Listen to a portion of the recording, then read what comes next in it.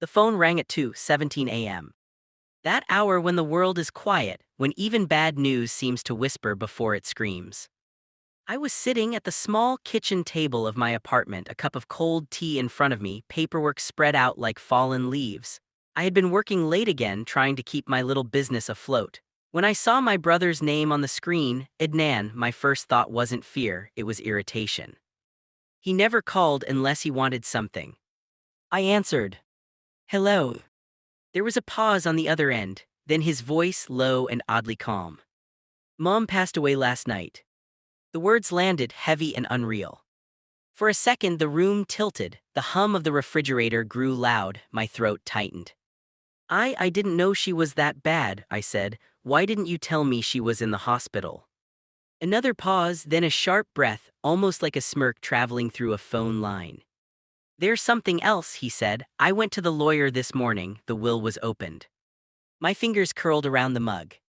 "And I inherited everything, the house, the land, the accounts, all of it." He let that sink in, then deliberately he added, "You get nothing." Silence. Not the shocked, broken silence he probably expected. Just quiet. Then I smiled. He must have heard it in my voice when I said, "Oh." There it was, confusion. "That's it?" he asked. "You're not even going to ask how or why?" I leaned back in my chair and looked at the cracked ceiling, memories drifting like old dust. "Congratulations, Adnan," I said softly. "You finally got what you always wanted." He scoffed. "Don't pretend you're okay with this. You were always Mom's favorite. You thought she'd leave you something, didn't you?" I almost laughed. Favorite? If only he knew. We grew up in the same house but in very different worlds. Adnan was the golden son, the one who stayed close, who learned how to flatter, who knew when to show up with flowers and when to pretend concern. He lived in the big house with Mom during her last years, managing her finances, driving her to doctors, making sure everyone saw him doing it. I was the one who left. Not because I didn't love her, but because I couldn't breathe in that house anymore. The constant comparisons, the subtle insults, the unspoken expectation that I would always be second to my older brother. So I moved to the city, worked small jobs, built my life quietly. I still called Mom every week. I still sent money when her medical bills piled up. I just didn't live under her roof. Adnan thought that meant I had lost. He thought wrong. "Listen," he said, his voice suddenly sharp, "don't try to contest the will, it's airtight. She signed everything, witnesses, lawyers, you won't get a single rupee." I closed my eyes. "I won't contest it," I replied. That unsettled him more than anger ever could. "Why are you so calm?" he demanded. "She's dead, you've been cut out, doesn't that hurt at all?" It did, but not in the way he imagined.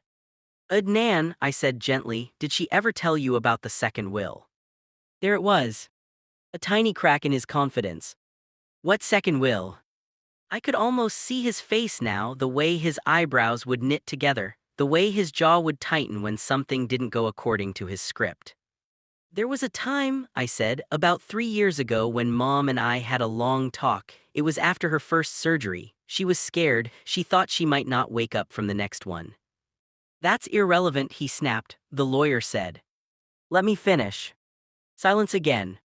"She told me she was afraid of leaving everything in one pair of hands, not because she didn't trust you," I added quickly, "but because she knew how money can change people, how it can expose what's already there."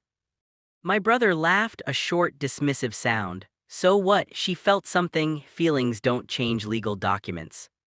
"No," I agreed, "but actions do." I reached into the drawer beside me and pulled out an envelope. It was old, the edges worn soft. My name was written on it in my mother's careful, slanted handwriting. "I have something you don't know about," I said.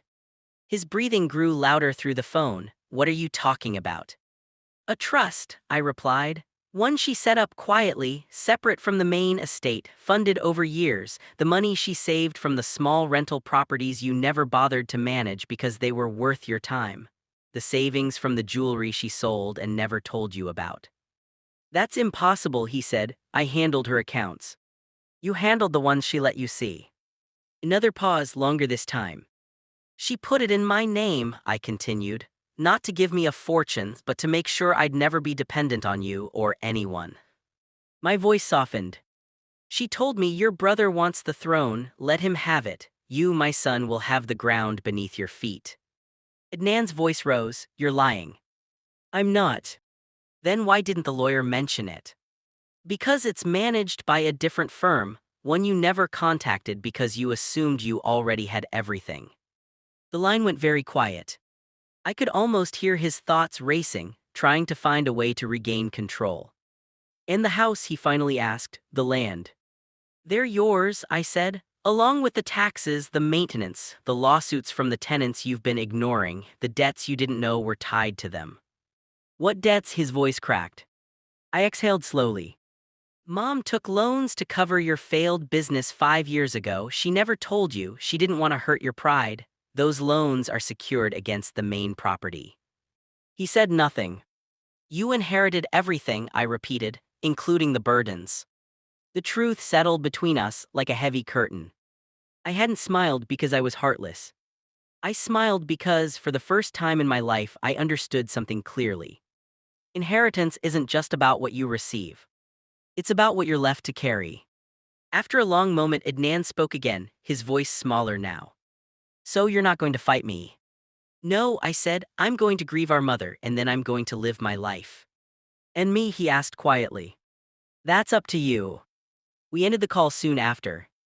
I sat there in the dim kitchen, the envelope still in my hand, the weight of loss finally pressing down on my chest. I let a few tears fall, not for the money, not for the house. For my mother. For all the things left unsaid.